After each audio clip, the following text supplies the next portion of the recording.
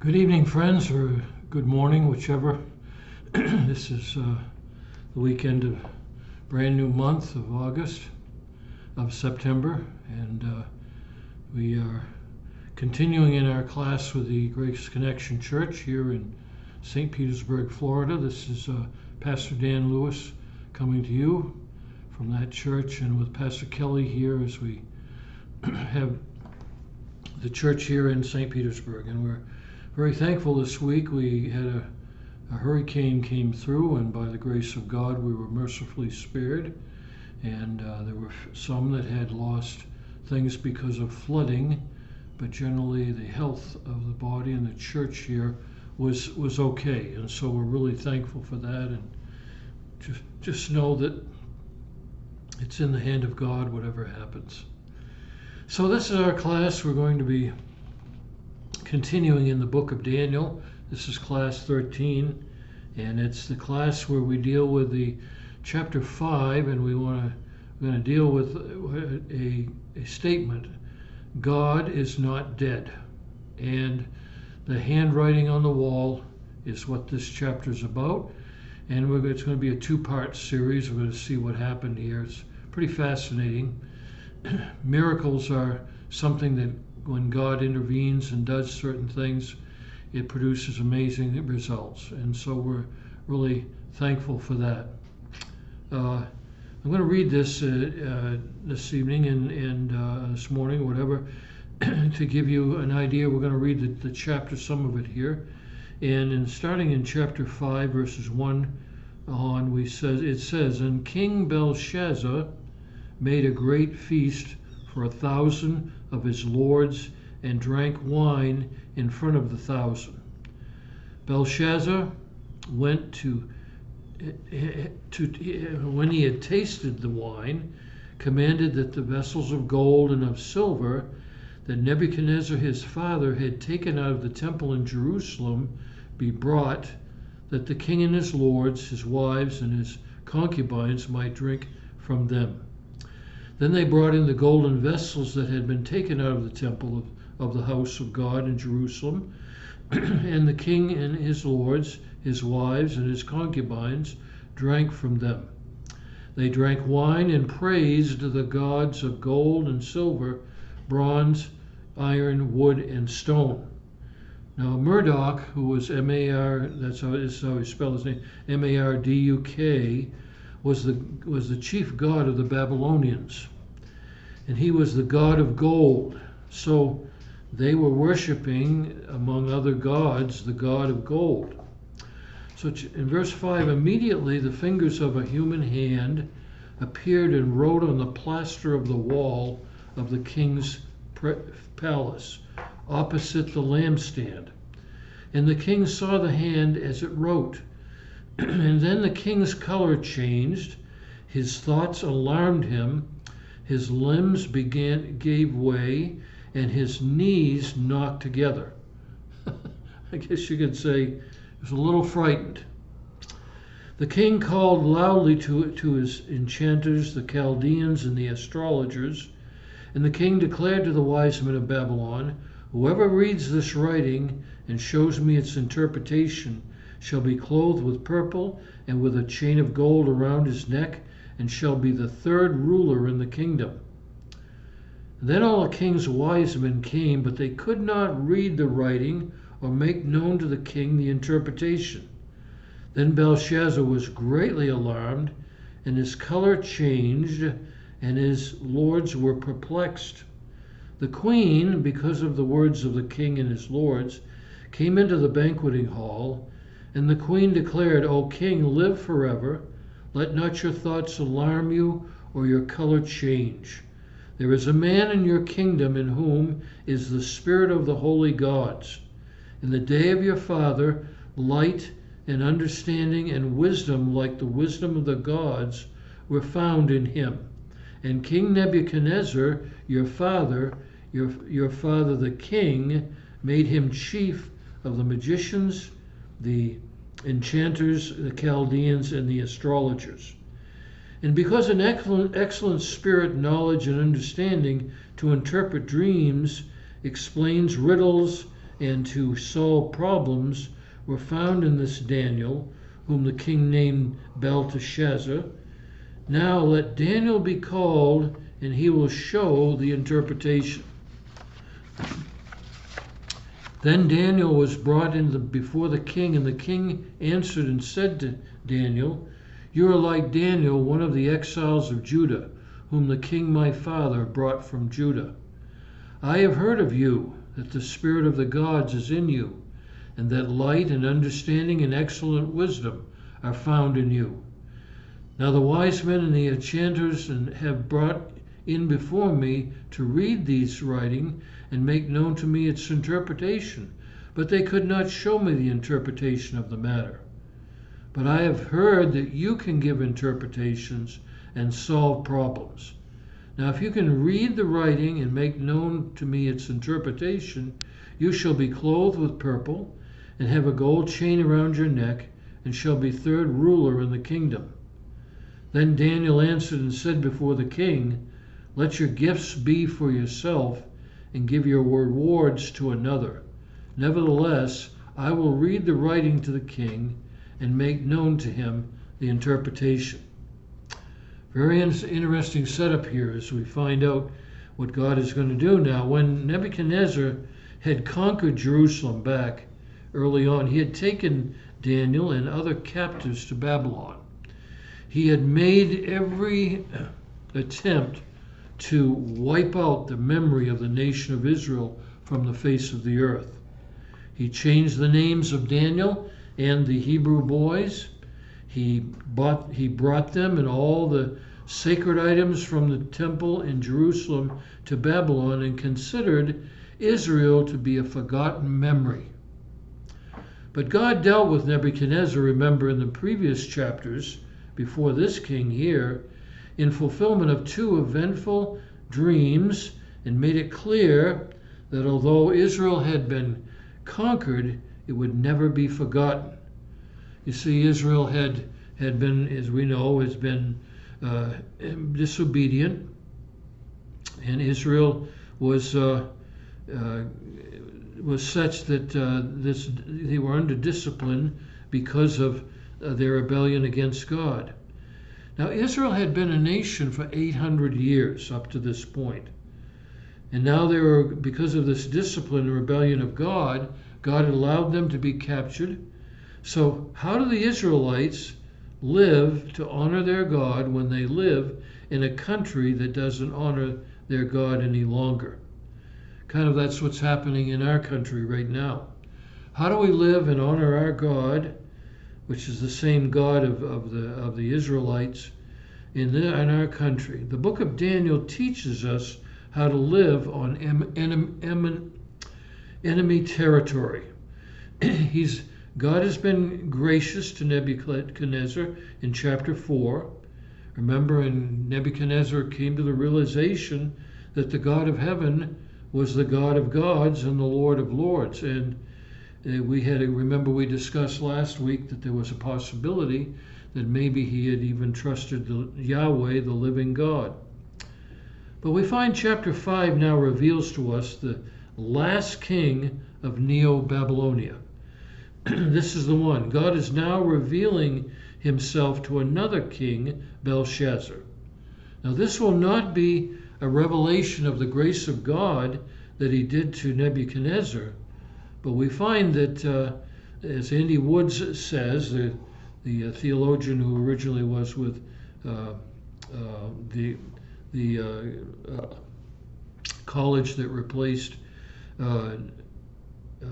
Louis Sperry Schaefer in California, and he contributes several points of interest concerning the setting of this feast. And this is the thing that's going to happen now. We're going to see this is a revelation of impending doom and judgment upon Babylon. Now the chapter reveals a feast. That's what we read earlier, where there was unrestrained sensuality in verses 1 through 4. All the concubines, all the wives, all these 1,000 people from all around the kingdom were there. And God was about to make a contribution to the feast, And that contribution was going to be a handwriting on the wall in verses 5 and 6. Daniel's interpretation of the handwriting is the next thing that's a contribution, and it announces the impending doom in 7 through 29.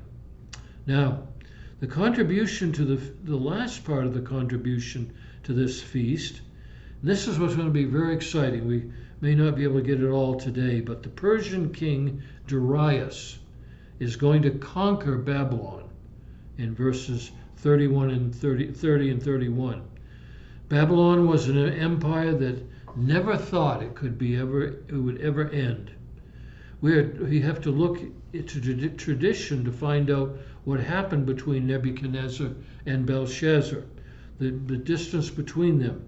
Probably Belshazzar was a grandson of Nebuchadnezzar. But Nebuchadnezzar died in 562 BC, and his son, evil Merodach, can imagine what a name like that, because the word evil in Chaldean is a different meaning, but certainly applied. He was assassinated after ruling 2 years. Then another one, Neriglissar, reigned for 4 years and died. And then we have this, his son, and it's an unpronounceable word, ruled 9 months before being beaten to death. The conspirators that were in this beating of this one king appointed Nabonidus, the son of Belteshazzar, as a co-regent. So, set up Belshazzar as one of in the midst of great turmoil and political intrigue. We're going to see what happens. So Nebuchadnezzar has left the scene. The first king, Belshazzar, was to make a great feast for 1,000 of his lords and drank wine in front of the thousands. Now, archaeologists have discovered that a large hall in the ruins of Babylon, about 55 feet wide and 165 feet long, with plastered walls, was probably the same room. It was big enough to house such a gathering. Always remember that archaeology verifies what is recorded in the Bible. It's a little different than the Book of Mormon, which makes all kinds of historical claims. And if you've ever read any of it, you know what I mean. It's all these stories of these ancient civilizations and stuff. But there's no legitimate archaeological findings to prove any of their claims.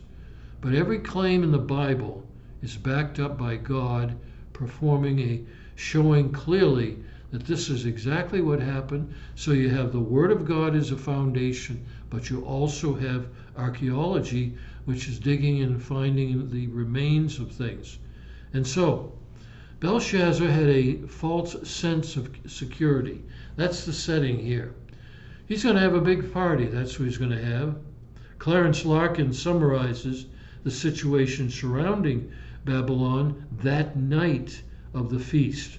And this is what's really interesting.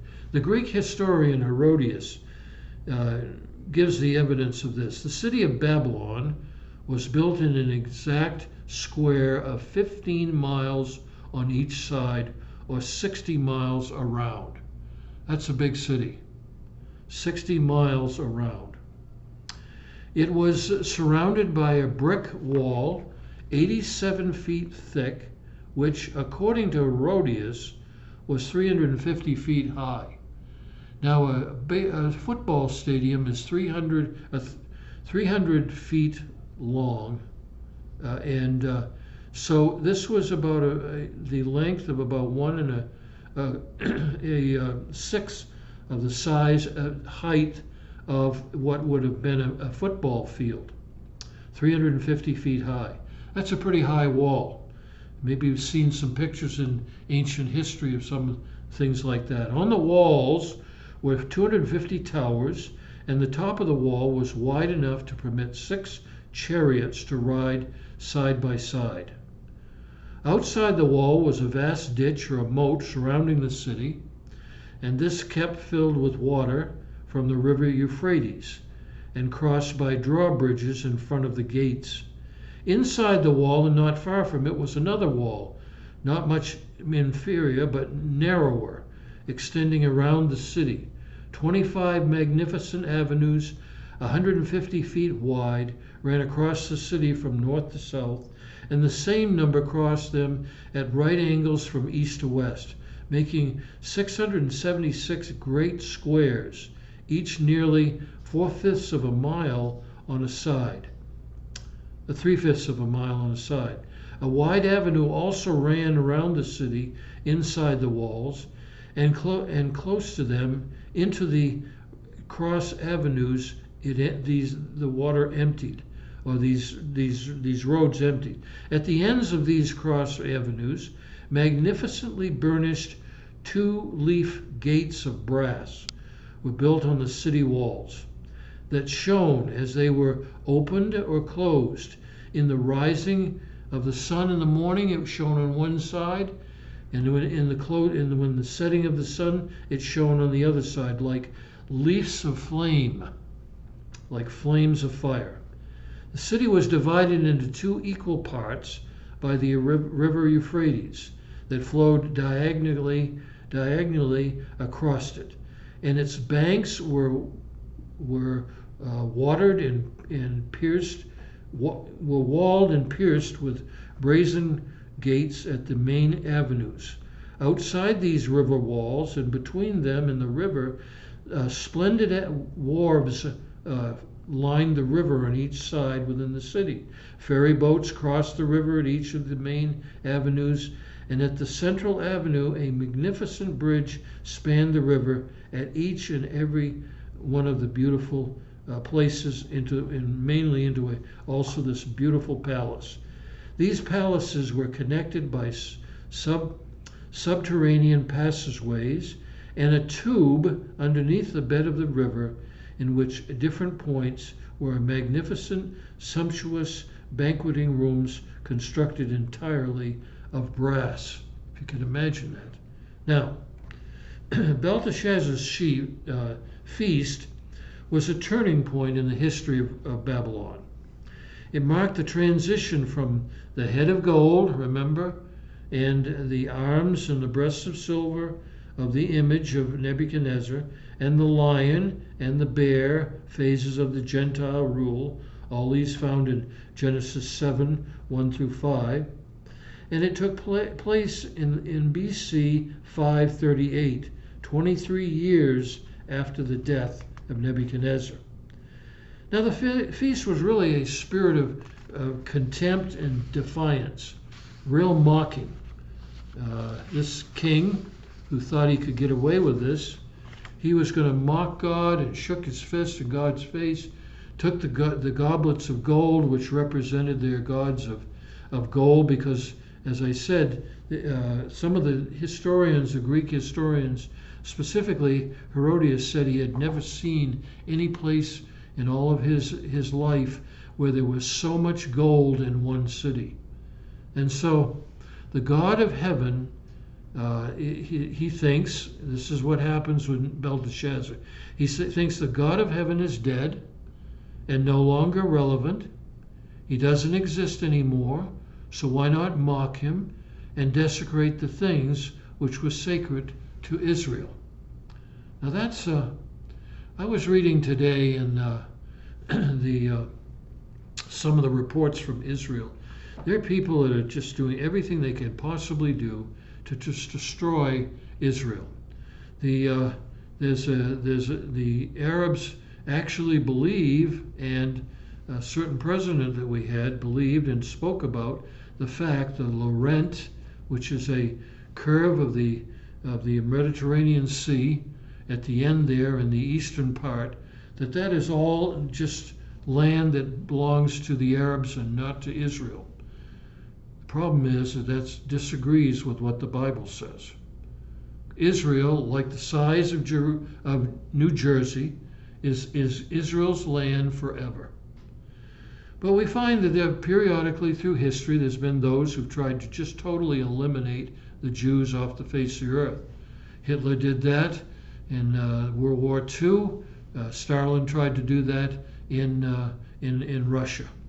So in the midst of the feast, the king Belshazzar, his brain probably befuddled with wine, and desirous of doing something unique and sensational to impress all these 1,000 leaders and such that had gathered, he surpassed all this previous blasphemy and sacrilegious acts by ordering to be brought into the banqueting hall the sacred vessels of gold and silver that his grandfather Nebuchadnezzar had taken from the temple of Jerusalem 68 years before. He's kind of saying, listen, you know what I'm going to do? I'm going to mock these foolish Israelites. They think they get away with, they think that they're important. They're not. We're going to wipe them off the face of the earth, and they're never going to be remembered again. And we're going to just mock them, and we're going to mock their phony God. And so we find that when these vessels were brought into they were distributed amongst the drunken guests, and they drank wine to the gods of gold, silver, and brass, wood, stone, and so forth, and thus desecrated these sacred vessels of the Lord. This was a fatal moment, the turning moment of the feast. It filled Babylon's cup of iniquity to the brim. Her doom was sealed. Now, as he's doing this, as we read there earlier in the passage, all of a sudden, a hand comes down and writes on the plaster wall.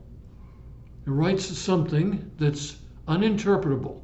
All of the leaders of Babylon were called in, the enchanters and everyone, to try to figure out what it meant. But we find that there was no answer. So this so frightened him, as we heard earlier, that we find here that he was. I'm just going to read this again. It says, because it says, and he says that he first of all, the king's color changed in verse 6. His thoughts alarmed him. His limbs gave way, and his knees knocked together. All of a sudden, he's beginning to think in his mind, why is this happening? All this is happening. I mean, this God doesn't exist. Israel doesn't exist anymore. What does it matter? These are just goblets, and we're going to mock this foolishness of thinking that he's the God of the universe. And then we find that because of this writing, nobody can interpret it. And when this happens, even in verse 9, he becomes greatly alarmed, and his color changed, and his lords were perplexed. And then the queen comes in summary of what we read earlier, and she says, listen, there's a man that is of great spirit, excellent spirit, knowledge, and understanding, who interpreted dreams for your grandfather. And his name is Daniel. And the king had named him Belteshazzar, changed his name. And so call him. He can maybe help us. And so in fear and trembling, he brought him in, and again brought to the place where it says now in verse 14, I have heard you, that the spirit of the gods is in you, and that light and understanding and excellent wisdom are found in you. And now the wise men can't answer it, he says, and nobody can answer it. Verse 16, but I have heard that you are good, can give interpretations and solve problems. Now, if you do this, I'm going to give you rewards. Verse 17, then Daniel answered and said unto the king, let your gifts be to yourself, and give your rewards to another. Nevertheless, I will read the writing to the king and make known to him the interpretation. Okay, so that's where we're going to close this week, and next week we're going to find out what it said. We're going to find out the consequences. It's fascinating how that very night that city was conquered without hardly even a battle. The enemies had surrounded them. That's why I was so confident. The sieged people outside would whenever they tried to to siege a city, they would just wait until the food ran out and everything would be all set, and then they could just take it over. But Babylon had confidence that for a long time they had so much stored up and everything, they could out-siege the siegers. And so we're going to find out how that God, in the midst of all that, he makes a promise, and that is what we're going to see in what the words say there. Very fascinating. It completely changed the history of Babylon, so it never again was a powerful nation.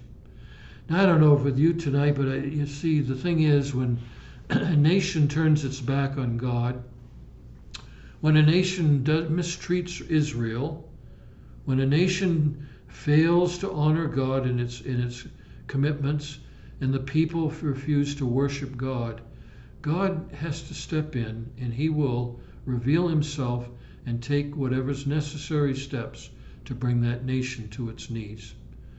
May God help us in our days that we live in. This could happen to us as a nation. I pray it doesn't. I know that that's something each one of us are praying, that Jesus would return, but in the cause of time and everything, we're not sure when he'll return. Nobody knows the day or the hour. But we may also know the very fact that before it comes, there'll be a time of great trouble on the earth. But God gives us this confidence tonight that God is not dead, as they kind of acted like, and that God has a word. He'll always have a word in season. So may God richly bless you tonight, and we thank you for tuning in, and God bless you till the next time.